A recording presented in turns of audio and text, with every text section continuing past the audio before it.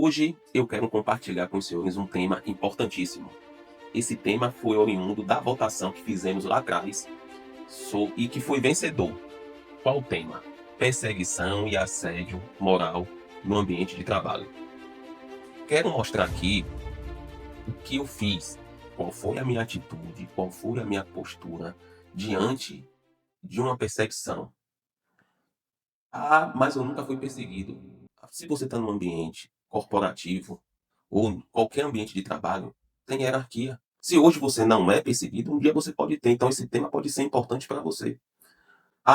Mas eu sou chefe, sou dono do meu próprio emprego. Excelente. Você vendo esse vídeo, você vai ser um chefe melhor. E antes de ser um chefe melhor, um líder melhor. E vai mostrar o que você não deve fazer com seus subalternos, né? Vou mostrar aqui a postura que eu tive, a postura e a atitude que alguns amigos meus que foram perseguidos no ambiente de caserna tiveram e que eu copiei algumas coisas também, falar alguns exemplos, ao ver esse vídeo você vai saber a definição jurídica, o respaldo jurídico que existe no nosso ordenamento, como você pode se defender disso. Isso aqui não é autoajuda. Esse vídeo é sobrevivência. Esse vídeo é um vídeo que vai lhe beneficiar, porque a partir do momento que você começa a estudar, muitas coisas mudam. Você guarda dinheiro, você se equilibra mentalmente, ou vai querer ficar equilibrado mentalmente. Suas atitudes vão mudar e seus colegas vão perceber. E seu chefe vai perceber. Às vezes você tem um chefe que pode lhe ajudar, mas às vezes você pode ter um chefe que pode te prejudicar. Então, ao ver esse vídeo, você vai saber como se proteger disso. O que eu fiz para me proteger disso? Porque somente você pode escrever sua própria história. Não deixe que ninguém escreva a sua história. Somente você pode escrever a sua história. E escrever o seu destino. Você e Deus, claro. Entendeu? Fique aqui e vai ter muita coisa boa para você. Valeu? Forte abraço. Vamos falar aqui agora de dois conceitos bastante importantes, quais sejam assédio moral e perseguição. O conceito de assédio moral ele está muito mais propagado dentro dos diplomas jurídicos, né?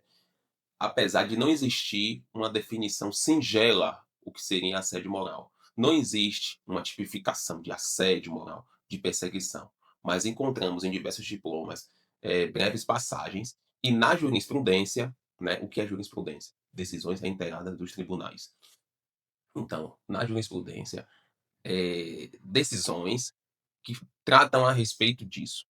Então, eu vou falar algo superficial, só para os senhores saberem que existe, né, a questão do assédio moral, da perseguição, e vocês vão pesquisar, né? A gente aqui não vai tentar exaurir, né, o crime de assédio moral ou de perseguição, mas a gente vai dar uma pincelada, ok? Então, aqui no caso, ó, encontrei no site aqui da Controladoria Geral da União, né, que é no portal.gov, o que seria assédio moral, né? E acabei destacando aqui para os senhores verem. Aqui, ó, assédio moral. A configuração do assédio moral é necessária que a conduta seja reiterada e prolongada no tempo. Essa é a grande diferença do assédio moral em relação à perseguição. A perseguição, ela é eventual, ela é esporádica. Já o assédio moral, ela se prolonga no tempo, né? Então essa é a grande diferenciação entre assédio moral e perseguição. A perseguição também, minha gente, é de difícil comprovação, correto? Porque às vezes é uma coisa eventual, uma coisa esporádica. Já o assédio moral, não. O assédio moral você tá ali, vai juntando as provas, vai devagarzinho, pega uma testemunha e dá para você comprovar mais detidamente o que seria um assédio moral. Mas vamos se ater aqui à breve definição que o site proporcionou aqui, né, da Controladoria Geral da União. Então ele disse que episódios isolados podem até caracterizar dano moral, mas não necessariamente configuram assédio moral, né? O episódio isolado seria um caso de perseguição. Falou também que o assédio moral pode ser configurado como condutas abusivas exaradas por meio de palavras, comportamentos, atos, gestos, escritos que podem trazer dano à personalidade, à dignidade, etc. Ele citou aqui alguns exemplos. Eu vou eu vou falar aqui com vocês.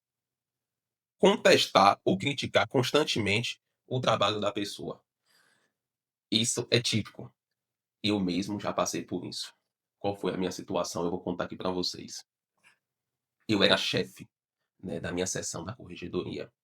E certa vez o comandante, não vou dizer nome nem citar hierarquia, falou comigo: Trindade, vai lá e faz um ofício endereçado a tal, tal seção, né, tal departamento. Faz um ofício endereçado a tal departamento e me entrega aqui, que eu vou dar uma lida. Aí eu solicitei a um assessor meu, não é assessor, mas um rapaz que me auxiliava, né? E é muito meu amigo. Eu falei, rapaz, faça esse ofício aí ao major. Rapaz, o cara fez, né, o cabo. E acabou. Aí me entregou, eu dei uma. Minha obrigação era revisar, né? Dei uma lidinha ali básica. E o que aconteceu? Eu entreguei a ele. Ele começou a consertar as vírgulas do texto. Pasmem. Aqui é ponto de segmento. Aqui. Enfim. Ele era formado em direito também. E eu também era. Mas assim, ele queria de alguma forma, como diz aqui, ó, contestar ou criticar constantemente o trabalho da pessoa. Às vezes a pessoa não tem nada para falar de você, não tem nada para falar da sua postura, mas quer falar de alguma coisa. Aí ele fala dos erros de português. Mas não fui eu que cometi. Foi o meu auxiliar. Era dever meu que revisar o texto do auxiliar. Mas não, enfim. E ele passou a fazer isso detidamente, várias vezes, no intuito de me desmoralizar mesmo, né? E ele, como comandante, eu não podia falar nada. Mas tem uma situação em que eu vi que era a perseguição, mesmo que velada, né? É, com o passar do tempo, né? Eu também não disse nada a ele, que era um auxiliar meu que fazia, né, os textos e tal. Não falei, fiquei calado. Com o passar do tempo, eu fui transferido, ele me colocou na área novamente, né? Eu tirei, nesse meio tempo, eu tirei que eu passei, né, na polícia militar, parte interna e parte e muito tempo mais na área. Ele me devolveu para a área, né? Para quem não sabe, quanto mais tempo o oficial tem de caserna, mais tendente ao administrativo ele vai, né?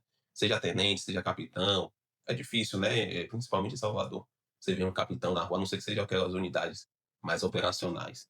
E ele me colocou na área lá, achou por bem eu ficar na área, tranquilo, já conhecia e colocou um colega um colega de turma. E o que foi que aconteceu? Ele solicitou alguns ofícios a esse meu colega também. Mas como esse meu colega de turma tinha fama de da tropa gostar muito dele, né, que ele é muito bom operacionalmente, uma excelente pessoa. Quem me conhece sabe de quem eu estou falando. Então, ele ficava receoso.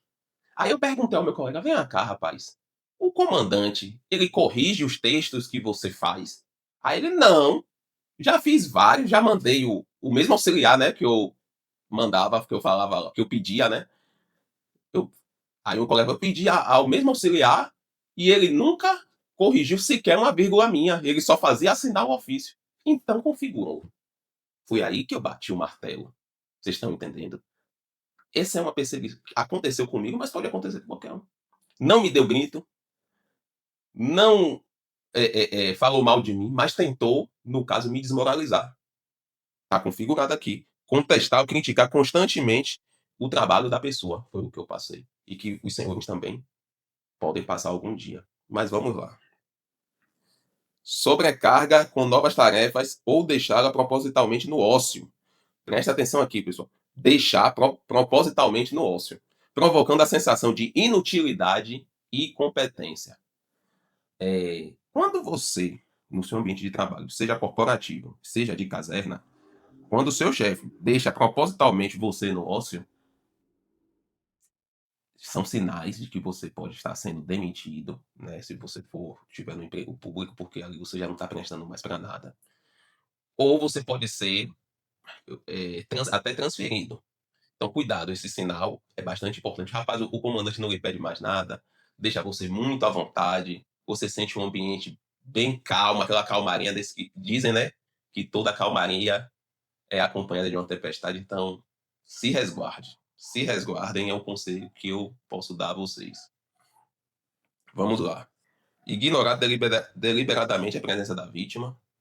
É, já vi casos, não aconteceu comigo, mas já vi casos de colegas meus prestarem continência, o oficial não retribuir, isso aí é tranquilo.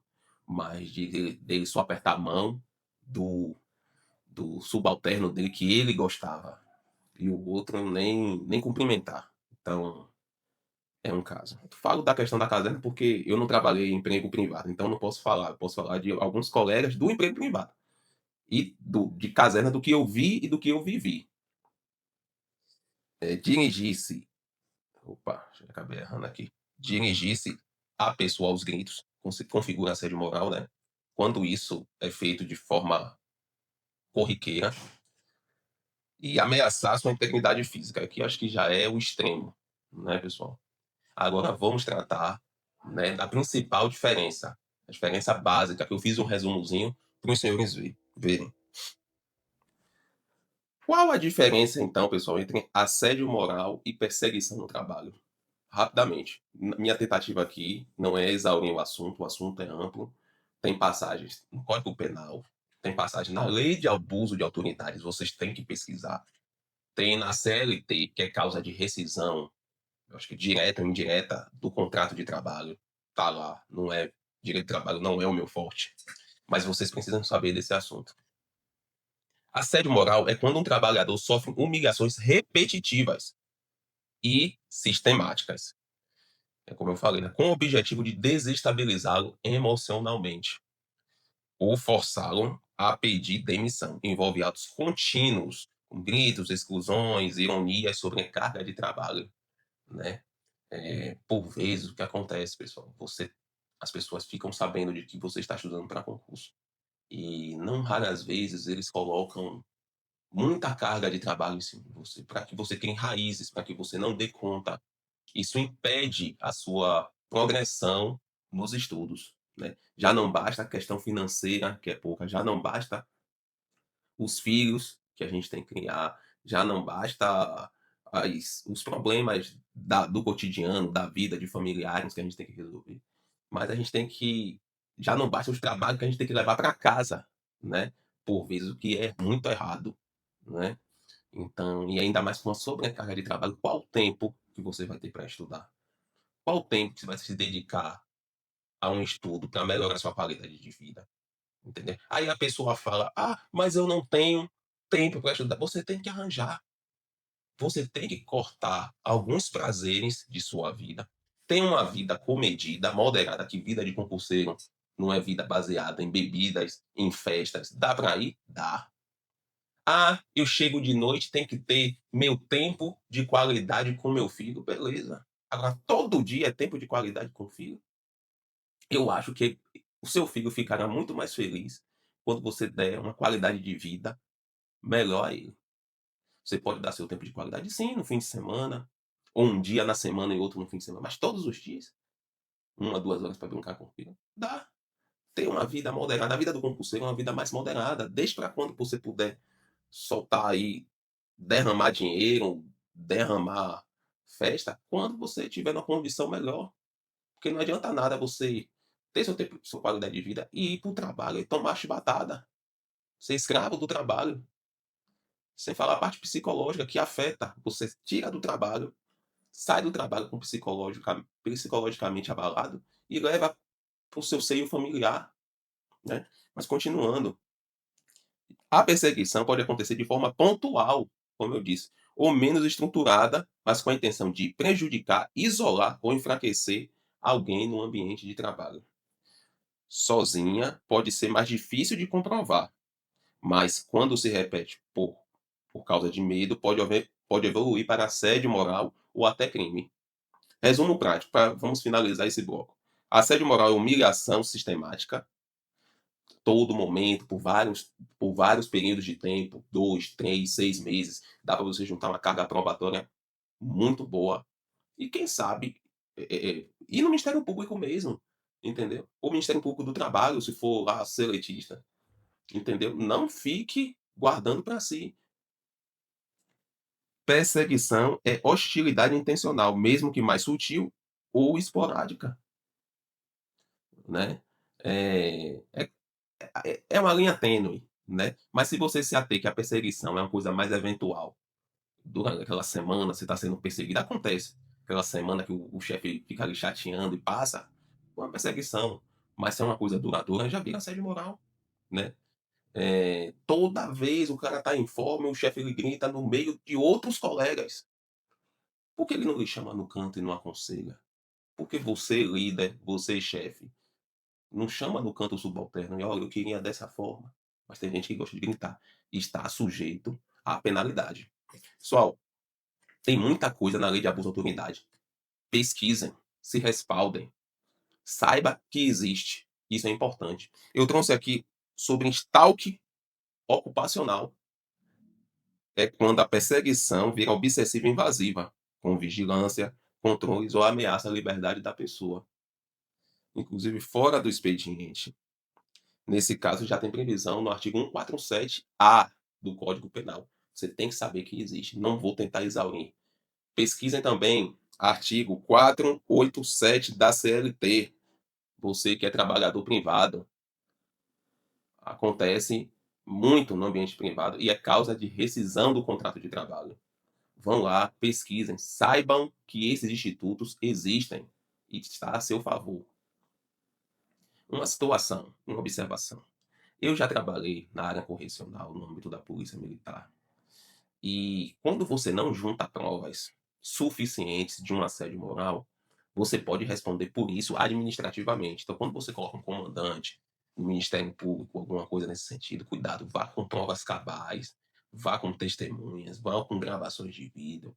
Se você tiver na dúvida, consulte o promotor, entendeu? Porque já vi casos de pessoas irem com provas bem frágeis, não ser assédio moral ou ser mero aborrecimento e não configurar perseguição nem assédio, e o cara responder processo administrativo.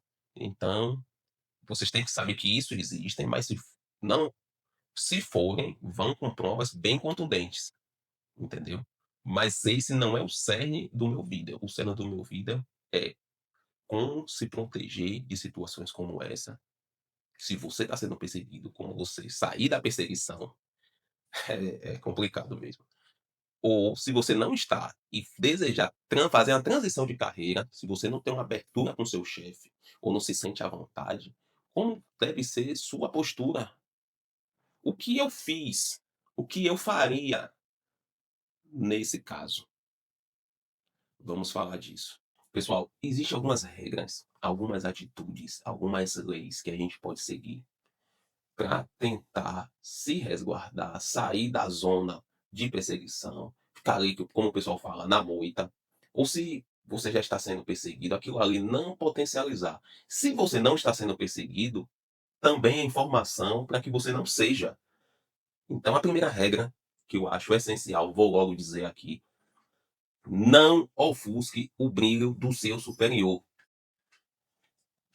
Você é competente, você se destaca em algum trabalho, em, seja no tiro lá, no tiro de combate, na abordagem, ou fala um inglês fluente, qual seja a sua competência, você faz muito bem. Você é um cara especializado.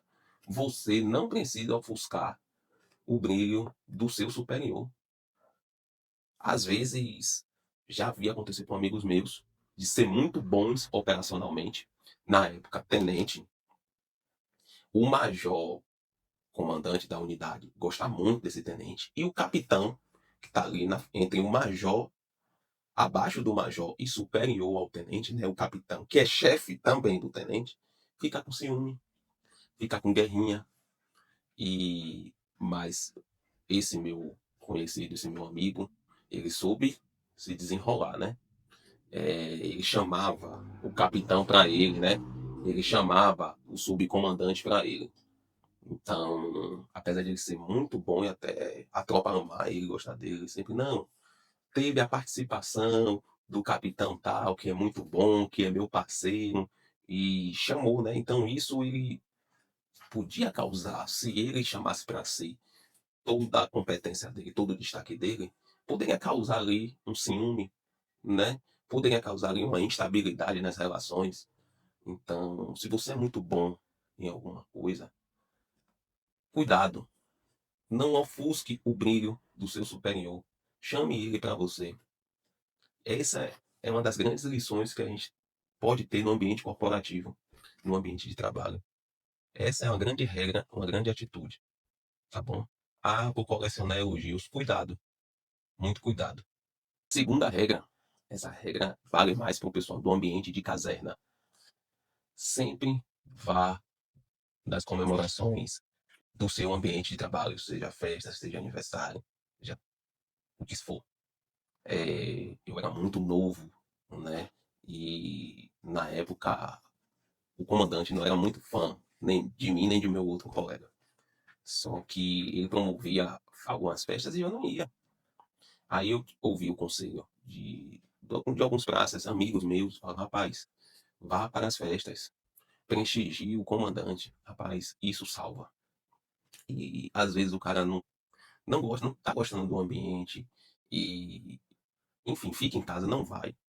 Mas se você fizer um esforço mental, eu te digo, não é só físico, é mental. E se você estiver passando por perseguições, vá, porque vá para aquela festa, porque aquilo ali significa para aquela pessoa que fez aquela festa com carinho, que demandou tempo para isso, significa que você está prestigiando a pessoa. Então ele pode lhe ver com outros olhos, porque não é só o que você não foi, porque quando acaba a festa, as pessoas falam, não sei olha, quem foi, quem não foi, como foi. Então se você não vai, já fica, não é babação de uva, mas já fica uma situação mais chata com o seu lado, né? Eu já fiz os dois lados, eu já não fui, né? E com outro comandante eu passei aí. E eu te digo, a situação foi muito melhor quando eu passei aí aos eventos. Nem que você fique lá 20, 30 minutos, uma horinha e vá embora, mas vá. Isso foi um conselho que eu recebi dos praças, grandes amigos, e que deu certo na minha vida, eu levo para toda a vida. Eu não sou perseguido hoje, graças a Deus, estou bem, mas isso é uma regra que eu sigo, né? E que podem ajudar vocês também. A terceira regra é uma regra que também cabe a mim. Eu sou um cara que fala muito e conversa e tal, mas a regra é o seguinte: fale menos do que é necessário. Você está sendo perseguido, você está sendo visto. Visto por pessoas que nem mesmo você sabe. Então, fale menos do que é necessário, se exponha menos, né? Ou aconteceu, fala outra situação que aconteceu já comigo. Existia um rapaz, um cara que era meu subalterno, mas que tinha muita moral com um comandante. E ele, rapaz, falava assim, gostava de testar as pessoas novas. Ele falou, rapaz, esse comandante, esse chefe, não sei quem, não vale nada, né? Pra você dar a sua opinião. Aí você ia na pira. Sim, esse cara não vale nada, esse cara não presta, esse cara é isso, é aquilo. Só que ele tinha uma ótima relação com o chefe. E se valia daquilo que você disse pra fazer fofoca com o chefe. Tá entendendo? Então, fale menos do que o necessário. Se alguém falar que ele não sei quem não presta, sim, sim, não, tudo bem. Principalmente se você estiver chegando na unidade. Essas coisas eu era aspirante, ninguém me falou, eu vim aprender com o tempo, com as pancadas, com os praças que me ensinaram, com alguns oficiais. Então, regra número 3, fale menos que o necessário. Outra regra importante, não conte seus planos para ninguém. Esconda suas intenções. Quando você toma a decisão de sair do seu ambiente de trabalho para um outro melhor, aquilo ali pode causar uma instabilidade, tanto com seus colegas quanto com seu chefe. Então, não é bom. Né? A gente não conhece o ser humano. Diz que tem aquela frase, né? O ser humano gosta de te ver bem, mas nunca melhor que ele. Vou falar outra situação aqui, que aconteceu também comigo, que eu tinha um superior, que era também formado em direito, um cara novinho, né? E só que na época eu era instrutor da academia de polícia. Tinha muitos conhecidos também, que advogados, e estudava para concurso. Ele, certa feita, eu entrando na sala, e ele já estava na sala e falou: Trindade, você quer tudo, né? Você recebe substituição e captou? substituição é remuneração quando você exerce a função superior à sua. Você ensina na academia? Você quer tudo. Falei. A única coisa que subiu na minha cabeça foi assim: para ensinar na academia de polícia, você pode levar seu currículo e colocar lá, capitão. É tranquilo. Tem muitas pessoas gente boa lá. Foi a única coisa que eu pude falar no momento. Mas não foi só isso. Entre os praças também falava, porra, porque quando você faz direito, todo mundo acha que você vai ser juiz. Ai, tenente vai ser juiz? O tenente tá estudando pra concurso. Não, aí tenente tem conhecimento, vai advogar por fora. E eu ensinava também, né? Então, assim, as pessoas não sabiam o que é que eu fazia, né? Então, a regra é, não deixe que as pessoas saibam o que você faz totalmente. Essas estratégias, pessoal, me salvaram para a vida. Não só na parte de caserna, mas me salvaria em todo local que eu trabalhasse. Se você está gostando desse vídeo até agora, compartilhe, ajude o canal, curte lá, compartilha com seu amigo que está sendo perseguido ou que está na iminência de ser perseguido, porque ele vai precisar. Outra regra, pessoal, não reaja por impulso. Eu falo das coisas do ambiente militar porque é um ambiente mais totalitário ali, é um ambiente mais extremo, mas serve também para o ambiente paisano, civil, corporativo, que seja. Por vezes, agimos de forma com cabeça quente. No mundo militar, você responde por um código penal militar. Você pode ser preso em flagrante por um crime militar, seja de desrespeito. Enfim, existem vários tipos penais para lhe apenar. Então, não haja de cabeça quente. Aguarde o momento. Vá para casa, reflita, né? Que tudo pode dar certo no futuro, né? A maioria tem um livro de Daniel Kahneman, né? Rápido e Devagar, que ele fala que essas ações rápidas, essas ações repentinas, tem a ver com a parte do cérebro, aquela parte reptiliana, que é uma parte ainda da nossa evolução. Então, quantas vezes a gente toma determinadas decisões por impulso e não é a mais acertada? Então, segue mais uma regra: não haja por impulso. Eu já tive momentos de nervosismo, momentos de raiva, mas isso só alimenta quem está te perseguindo. É um momento, o cara do outro lado fica feliz em te desequilibrar emocionalmente. Então, seja assertivo, né? Se acalme. Eu sei que é difícil, seja assertivo.